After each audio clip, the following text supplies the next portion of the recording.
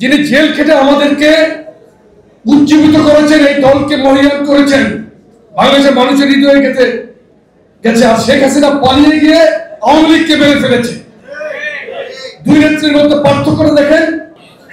গতকালকে ইতিমধ্যে আমাদের সাধারণ সম্পাদক বলছেন, গতকালকে পল্লবী থানা যুবদলের সংগ্রামী সদস্য সচিব, যিনি প্রথম বিভাগে ফুটবল খেলেছেন, গোলাম কিবরিয়া, তাকে নৃশংসভাবে 10টিরও বেশি গুলি তার গায়ে লেগেছে। এই নৃশংস হত্যাকাণ্ডের আসামিদের দ্রুত গ্রেফতারের দাবি জানাই আমি সাংবাদিক ভাইদের মাধ্যমে প্রশাসনকে, পুলিশ প্রশাসনকে, আমি পুলিশ প্রশাসনের কাছে আমি দাবি জানাচ্ছি, অবিলম্বে গোলাম কিবরিয়ার হত্যাকারীদের আপনারা সিসিটিভি ফুটেজকে বিশ্লেষণ করে অবিলম্বে তাদেরকে গ্রেফতার করবেন। এটা আজকে যুবদলের দাবি। এই হত্যাকাণ্ড কিন্তু কোনো বিচ্ছিন্ন ঘটনা নয়। নির্বাচনকে যারা প্রলম্বিত করতে চান কিংবা নির্বাচনকে বাধাগ্রস্ত করতে চান, অনেক ধরনের কৌশলী এবং কুশীলবরা কাজ করছে যাতে বাংলাদেশে নির্বাচন না হয়। নির্বাচন না হলে ওই পক্ষের লাভ, যারা ভোটের মাধ্যমে বাংলাদেশের রাষ্ট্রীয় ক্ষমতা আসতে পারবে না বুঝতে পারছে, তাদের লাভ হবে, কিন্তু জনগণের অনেক ক্ষতি হবে। বাংলাদেশকে অকার্যকর রাষ্ট্রে পরিণত করার যেই পরিকল্পনা দীর্ঘদিন যাবৎ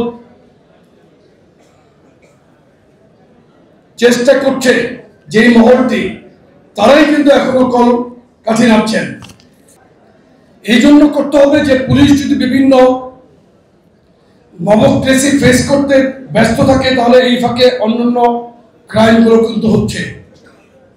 এই ক্রাইম থেকে বাংলাদেশকে বাঁচাতে হলে দ্রুত একটি নির্বাচন দরকার, এবং আমি আশা করি ঘোষিত ফেব্রুয়ারিতেই 2026-এর ফেব্রুয়ারিতে নির্বাচন হবে। নির্বাচনের মাধ্যমে জনগণ সঠিক ভোট প্রয়োগ করে একটি শক্তিশালী সরকার গঠন করবে। ইনশাআল্লাহ জনগণের ভোটে বিএনপি আগামী রাষ্ট্র ক্ষমতায় আসবে, এটা আমরা দৃঢ়ভাবে বিশ্বাস করি। আমরা সকলেই কিন্তু শেখ হাসিনার বিচার চাই, অন্যায়ের বিচার চাই, শাস্তি দাবি করেছি। আমাদের ভারপ্রাপ্ত চেয়ারম্যান জনাব তারেক রহমানও কিন্তু বিবিসির ইন্টারভিউতে বলেছেন যে পানিশমেন্ট যে অন্যায় করেছে তাদের সেই অন্যায়কে আমলে নিয়ে কিন্তু তাদের শাস্তি নিশ্চিত করতে হবে। এবং আওয়ামী লীগের যে সমস্ত নেতা, আওয়ামী লীগের সভানেত্রী ফ্যাসিস্ট হাসিনা যে অন্যায় করেছেন, প্রত্যেকের কিন্তু বিচার উনি দাবি করেছেন এবং বিচার করতে হবে, এটা সুস্পষ্টভাবে বলেছেন। আমাদের নেত্রীকে যেদিন বাড়ি থেকে উচ্ছেদ করা হলো, উনি কিন্তু কাঁদতে কাঁদতে বলেছিলেন এই জালিমদের বিচার একদিন মহান আল্লাহ করবে। আজকে গতকালকে ফ্যাসিস্ট শেখ হাসিনার মৃত্যুদণ্ড হয়েছে।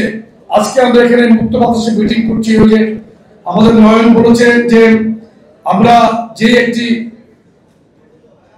অনিশ্চিত পরিবেশের মধ্যে ভবিষ্যৎ অনিশ্চিত ছিল, সেই প্রেক্ষাপট থেকে আমরা এখন ভালো একটি প্রেক্ষাপটে আছে। আগামী দিনে আরো একটি ভালো প্রেক্ষাপট পাওয়ার আশায় কিন্তু আমরা এখন আমাদের কর্মকাণ্ডকে সঠিক পথে পরিচালনা করবো ইনশাআল্লাহ।